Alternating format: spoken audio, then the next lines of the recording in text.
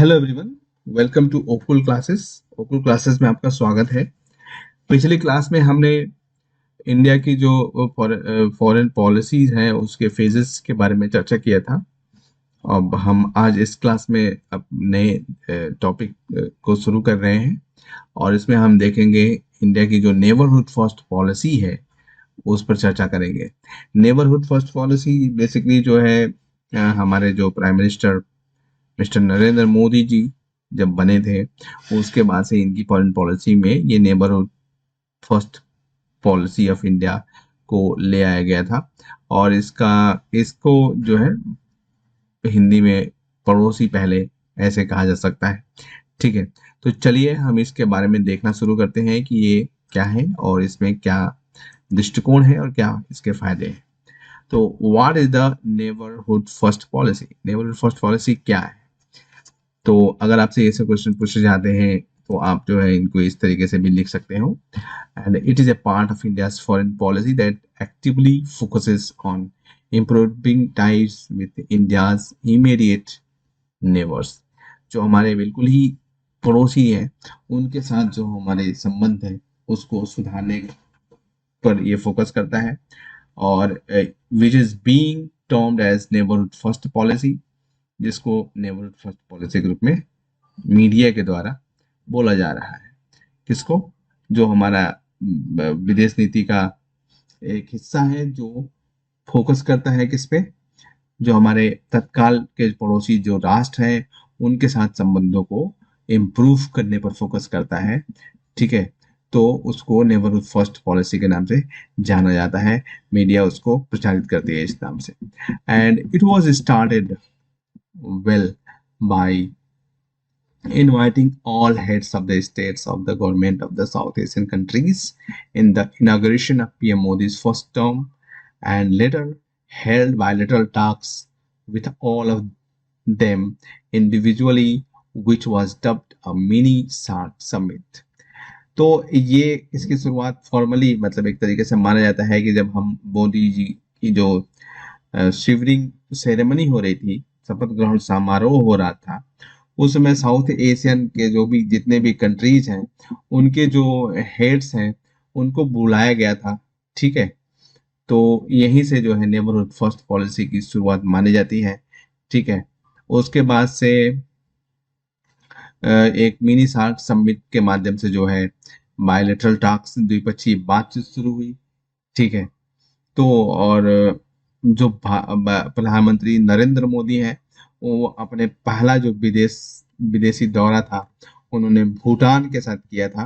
भूटान में गए थे, जो अपना फर्स्ट टर्म था उनका, उसी उसी के दौरान वो जो हम उनका पहला दौरा था, कहाँ किस कंट्री में गए थे? भूटान में गए थे। तो इससे पता चलता है कि जो हमारी उनकी जो नेबरहुड फर्स्ट पॉलिसी का जो दृष्टिकोण है वो काफी मतलब एक तरीके से सोची समझी थी और इस पे काफी एक्टिवली वो आगे बढ़ना चाहते थे। इसके अगर कुछ साइलेंट फीचर्स की बात करें तो वो क्या हो सकते हैं? इसमें है कि जो हमारे पड़ोसी हैं उनको बिल्कुल एकदम प्राथमिकता पर रखा जाएगा। ठीक है, और priority is to improve the relations. जो प्राथमिकता है वो उसमें संबंधों को सुधारना है विथ इमीडिएट नेबर्स, जो हमारे तत्काल के पड़ोसी हैं, जो बिल्कुल पास के पड़ोसी हैं। As peace and tranquillity in South Asia is essential for realising the development agenda. क्योंकि जो पीस है और ट्रैंक्विलिटी है साउथ एशिया में वो काफी महत्वपूर्ण है for realising the development agenda, जो विकास का एजेंडा है उसको आगे बढ़ाने के लिए। डायलॉग्स डायलॉग्स भी इसमें एक फीचर है। इसमें जो है जो क्षेत्रीय कूटनीति है उस पर जो फोकस है इसमें। ठीक है, और इसमें जो हमारे पड़ोसी देश हैं उनको पॉलिटिकल कनेक्टिविटी बातचीत के माध्यम से एक तरीके से पॉलिटिकल संपर्क को बढ़ाने के लिए बनाने के लिए, ठीक है, हमारे जो पड़ोसी देशों हैं उन पर फोकस करेंगे हम रीजनल डिप्लोमेसी के माध्यम से। और जो पहला इनिशिएटिव है इस दिशा में, ठीक है, वो क्या है? जो हमारा फर्स्ट इनिशिएटिव है इस दिशा में वो क्या है? The first initiative in this direction was extending an invitation to all heads of the government of SAARC countries for oath-taking ceremony of the Prime Minister in 2014। मतलब 2014 में जब हमने बुलाया था हमारे प्राइम मिनिस्टर की जो ओथ सेरेमनी हो रही थी, उसमें वहीं से ये डायलॉग्स की प्रक्रिया शुरू की गई, या माना गया कि यहीं से जो है ये डायलॉग्स की प्रक्रिया शुरू हो रही है।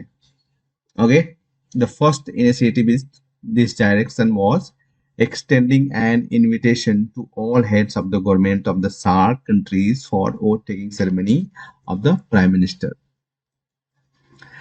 नेक्स्ट, रिजॉल्विंग बायलैटरल इश्यूज, जो हमारे द्विपक्षीय संबंधों में कुछ मुद्दे हैं उनका समाधान करना है। ठीक है, और इसमें जो फोकस होगा, जो फोकस है वो है, जो मुद्दे हैं उनको एक तरीके से आपसी सहमति या समझौते के आधार पर उनको समाधान करना है।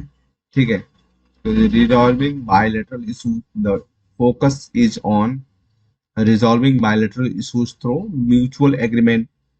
उदाहरण के लिए आप देख सकते हो कि भारत और बांग्लादेश, इन्होंने एक पैक्ट साइन किया to operationalise the historical land boundary agreement. जो ऐतिहासिक एक तरीके से जो लैंड बाउंड्री एग्रीमेंट किया गया था उसको संचालन में लाने के लिए बांग्लादेश और इंडिया ने एक पैक्ट साइन किया था। तो ये जो है एक तरीके से बायलैटरल इश्यूज को सॉल्व करने के दृष्टिकोण है। जैसे कि जो वाटर डिस्प्यूट था इंडिया और, अभी तो ये लैंड बाउंड्री एग्रीमेंट हुआ था, जैसे कि इसमें जो जो कुछ इंक्लेव्स बने हुए थे, इंडिया में भी कुछ इंक्लेव्स थे। ठीक है, जहाँ पे बांग्लादेशी सिटीजन्स रहते थे, और बांग्लादेश में भी कुछ इंक्लेव्स थे जहाँ पे इंडियन सिटीजन रहते थे। तो अब जो है इनको एक तरीके से एक्सचेंज कर दिया गया है, और ये जो सिटीजन्स हैं उनको एक तरीके से अब अपने देश के साथ, जो अपने देश में ले आया गया, और उनको जो है अब उस तरीके का प्रोटेक्शन और ये सारी चीजें दी जा रही है। ठीक है, तो ये लैंड बाउंड्री एग्रीमेंट जो था बहुत ही ऐतिहासिक रहा बांग्लादेश और भारत के बीच में। तो इसी तरीके से हम नेबरहुड फर्स्ट पॉलिसी के माध्यम से इनके समाधान ढूंढ सकते हैं।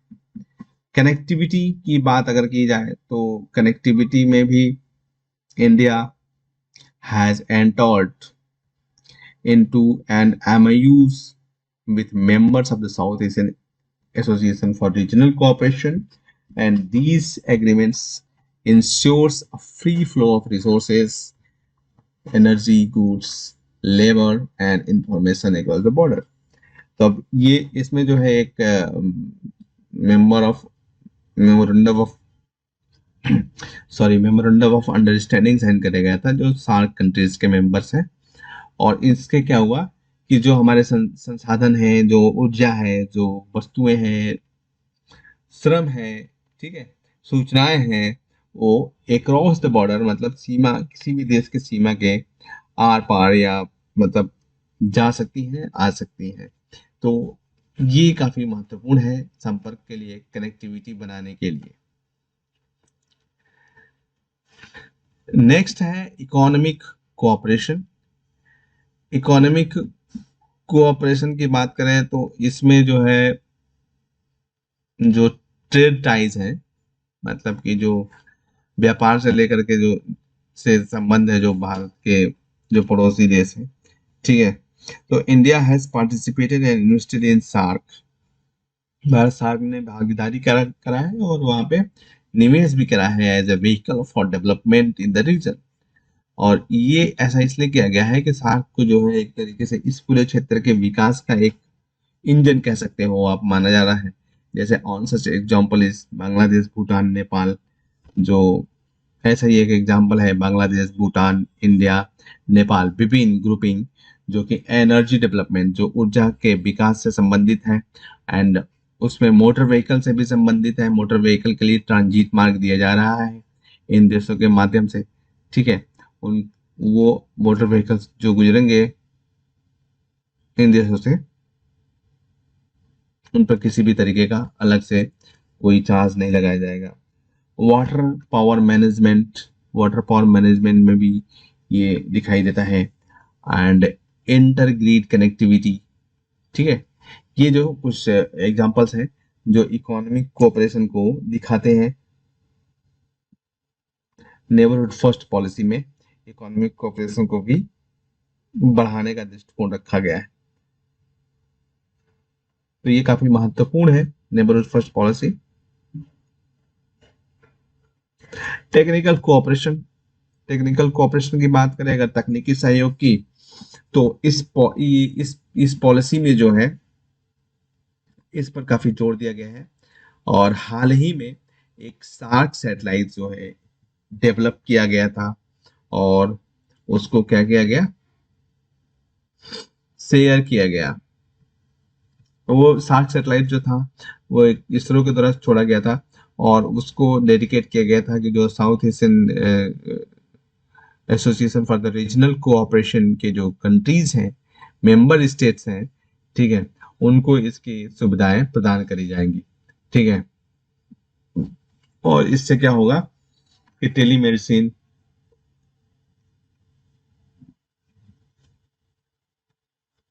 ई लर्निंग, इन सबको जो है इन देशों में प्रमोट किया जा सकता है। पूरे साउथ एशिया के लोगों को इसका लाभ मिल सकता है।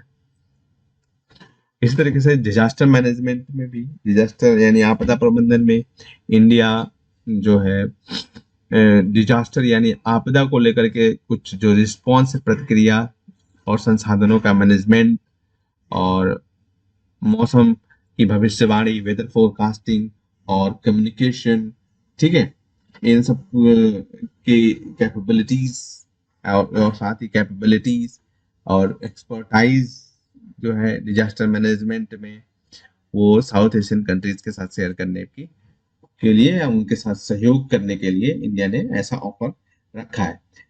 एक उदाहरण के रूप में आप देख सकते हो, India provided immense assistance to the neighbouring and Nepal in the aftermath 2016 earthquake.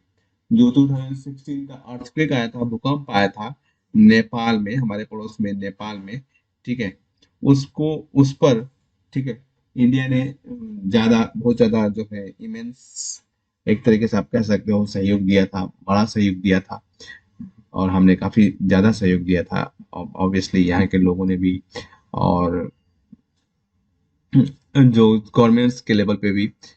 तो इंडिया चूंकि सबसे बड़ा कंट्री है इस रीजन का, ठीक है, तो और हमारे पास जो है हमारी जो टेक्नोलॉजीज हैं वो आसपास के जो हमारे पड़ोसी देश हैं उनसे तो कुछ ज़्यादा ही एनहेंस्ड हैं, ठीक है। तो इस दृष्टिकोण से हम ये जो डिजास्टर प्रोन एरियाज हैं वहाँ पे डिजास्टर मैनेजमेंट के लिए निवेश कर सकते हैं, कॉपरेशन दे सकते हैं, ठीक है। तो this is very important factor. Military and defence cooperation की बात अगर करें, सैन्य और सुरक्षा के संबंध में संबंध है। India is also focusing on depending security in the region through a military cooperation. अब जो सैन्य सहयोग है उसके माध्यम से भी इंडिया जो है अपने सुरक्षा से संबंधित India is also focusing on depending its security in the region through military cooperation. Various exercises like Surya Kiran, Nepal के साथ सूर्य किरण की एक्सरसाइज होती है, ठीक है। ये क्या है कि सैन्य सहयोग के माध्यम से जो हमारे सुरक्षा से संबंधित जो संबंध है उसको और भी गहरा बनाने का प्रयास किया जा रहा है। जैसे कि सूर्यकरण किसके साथ किया जाता है अभ्यास, नेपाल के साथ, संप्रीति बांग्लादेश के साथ, और इसका लक्ष्य है, ठीक है, कि डिफेंस रिलेशंस को मजबूत करना है देशों के बीच में। और साथ ही India has committed to play a greater role in the capacity building.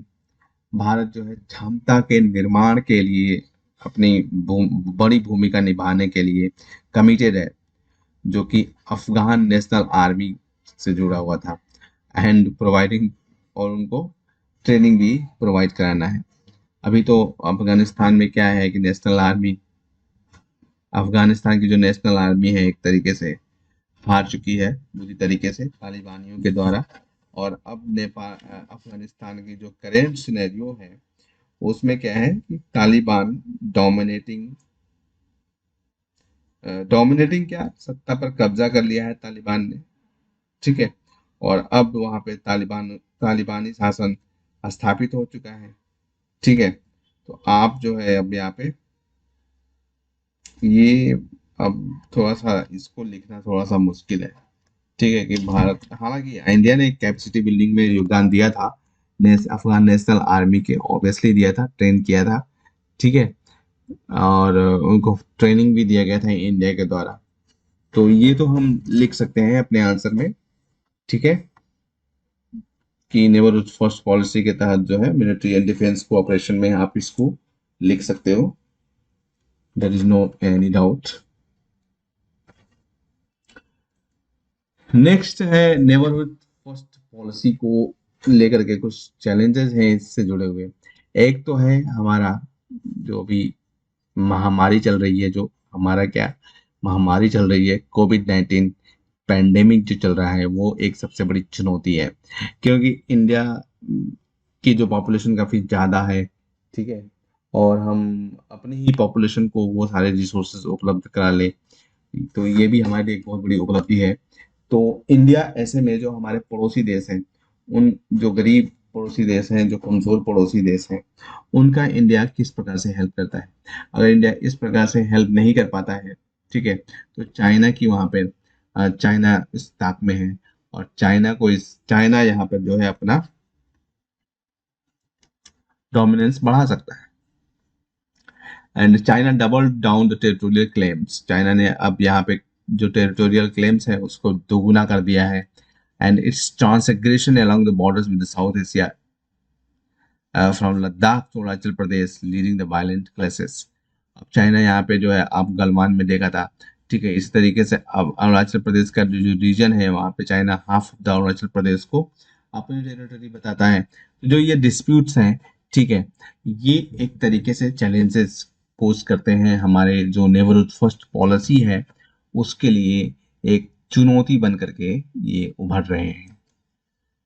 China ने भूटान के जो सेक्टेंग नेचुरल रिजर्व हैं, ठीक है, उस पर भी अपना दावा ठोक दिया है, ठीक। और इसी के साथ जो and pushed along the boundary lines with Nepal, और नेपाल के साथ अपनी जो बाउंड्री लाइन है उसको वहां तक पुश कर दिया है। And all of which change India strategic calculation along with the Himalayan frontiers. अब इन सबसे क्या हुआ कि जो इंडिया का एक तरीके से रणनीतिक जो गणना थी, हिमालयन फ्रंटियर्स या हिमालय के क्षेत्रों को लेकर के जो इंडिया की रणनीतिक एक गणना थी, वो क्या है, बदल गई पूरी तरीके से, ठीक है। क्योंकि चाइना जो इस तरीके के दावे कर रहा है, चाइना आल्सो क्लेम्ड, यहाँ पे आप देख सकते हो जो ये सेक सेक्टेंग वाइल्ड लाइफ सेंचुरी है, इस ये रीजन को चाइना अब अपना बताने लगा है। तो ये काफी जो है एक तरीके से गलत ही है। गलत क्या है, चाइना की जो पॉलिसी है वो वही सलामी स्लाइसिंग, सलामी स्लाइसिंग की जो स्लाइसिंग सलामी स्लाइसिंग डिप्लोमेसी। सलामी स्लाइसिंग का मतलब है कि जो सलामी चिकन होता है, ठीक है, चिकन का एक रोल होता है जैसे, उसको जो ये थोड़ा थोड़ा करके काटते हैं, ठीक है, और सर्व करते हैं। तो इस तरीके से चाइना एक ही बार में पूरा नहीं दावा करता है, बल्कि वो थोड़ा थोड़ा 1 किलोमीटर 2-2 किलोमीटर करेगा, और फिर वो इस तरीके से आगे बढ़ते जाएगा, उसकी इंक्रोचमेंट बढ़ती जाएगी, ठीक है। ठीक है, ऐसा ही यहाँ पे भी डील वो करता है। और इसी तरीके से ये यहाँ पे एक पैकेज डील भी है, ठीक है, पैकेज डील का मतलब होता है कि चाइना ने अगर यहाँ पे दावा ठोका है अपना, ठीक है, कि ये मेरा है ये रीजन, तो वो कहेगा कि आप मुझे इस रीजन में इतना ही प्लेस आप दे दो, ठीक है, और इस पर मैं दावा आपका छोड़ दूंगा। तो भूटान के साथ अक्सर चाइना जो है इसी प्रकार के पैकेज डीलिंग करने की कोशिश करता रहता है। तो ये हमारी जो नेबरहुड पॉलिसी है उसके लिए वास्तव में ये एक चैलेंज के रूप में चाइना काफी तेजी से उभर रहा है। India and Nepal saw their worst tension in decades over the construction of a road to Lipu Lake, heading to the Nepal amending its constitution and map to claim Indian territory. अब यहाँ पे क्या है कि नेपाल का आप देखो, नेपाल हमारा पड़ोसी देश है, ठीक है। अभी इस इन दशकों में जो है सबसे बड़े एक तरीके से टेंशन के रूप में ये रहा है। ये पूरा दशक इंडिया और नेपाल के बीच में एक रोड है लिपू लेक, ठीक है, आप यहाँ पे देख सकते हो ये जो लिपू लेक पास है। इसको इंडिया अपना बताता है और नेपाल अपना बताता है। तो नेपाल ने अपना एक नया नक्शा जारी किया है, ठीक है, जिसमें इस रीजन को उसने अपना बताया है, ठीक है। तो ये भी एक जो है डिस्प्यूट है नेपाल के और इंडिया के बीच में, जो यहाँ पर आपको दिखाई दे रहा होगा, ठीक है। नेक्स्ट है हमारा new defence pact between China and Afghanistan. China और पाकिस्तान के बीच में जो एक नया रक्षा पैक्ट हुआ, ठीक है, और साथ ही उसके बाद से जो हमारा एलओसी है वहां पर सीज फायर के वायलेशन का काफी तेज जो है उभार दिखाई देता है।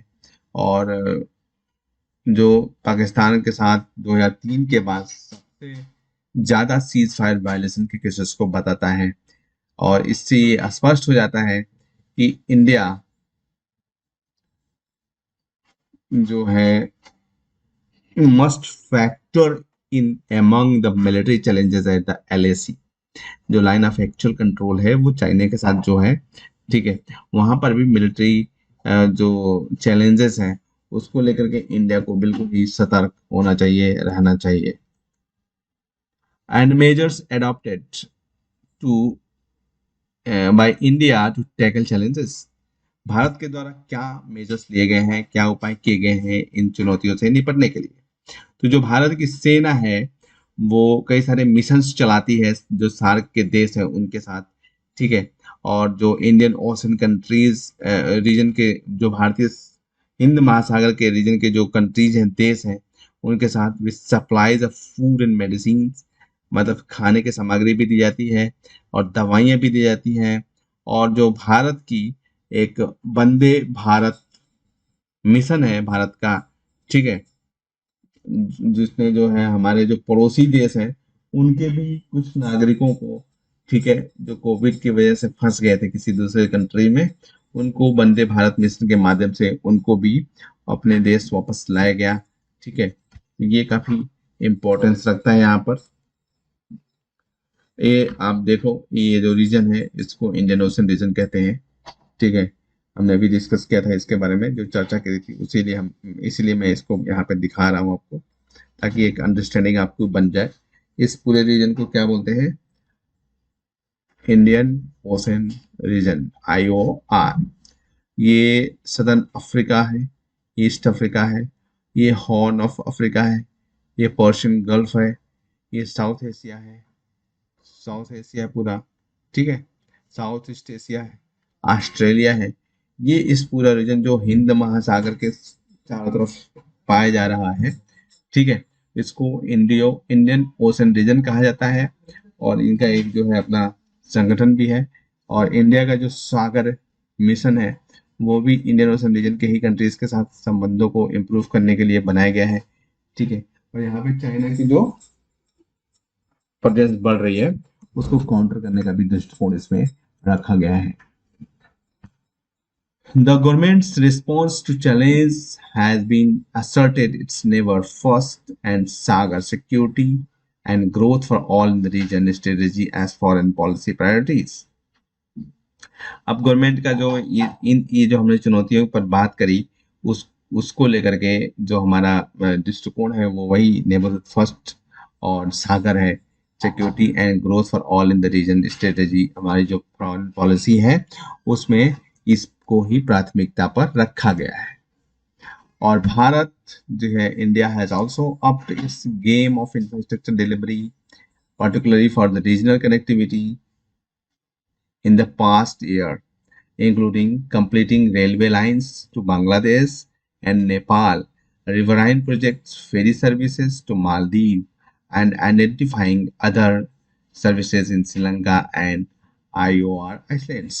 मतलब कि भारत जो है अब इंफ्रास्ट्रक्चर डेवलप कर रहा है जो कुछ कंट्रीज हैं ठीक है और इससे क्या होगा कि जो क्षेत्रीय कनेक्टिविटी है कुछ पिछले कुछ सालों से इंडिया कर रहा है ये उसकी वजह से जो क्षेत्रीय कनेक्टिविटी है वो काफ़ी अच्छी हो जाएगी ठीक है जैसे कि अब मान लो इंडिया ने एक रेलवे लाइन बनाया बांग्लादेश में और नेपाल में और कुछ रिवराइन प्रोजेक्ट भी चल रहे हैं फेरी सर्विसेज शुरू किया गया है मालदीव के साथ मतलब समुद्र मार्ग के माध्यम से फेरी सर्विसेज शुरू किया गया है और भी ऐसे ही कुछ सर्विसेज की पहचान जो है श्रीलंका के साथ और जो इंडियन ओशन रीजन के द्वीपीय देश है उनके साथ करने का प्रयास किया जा रहा है अब हम बात करते हैं इसके एक कंक्लूजन की निष्कर्ष की तो जो इंडिया के इमीडिएट नेबरहुड है वो हमारे जो जियोपॉलिटिकल जो भू राजनीतिक भू रणनीतिक और जो भू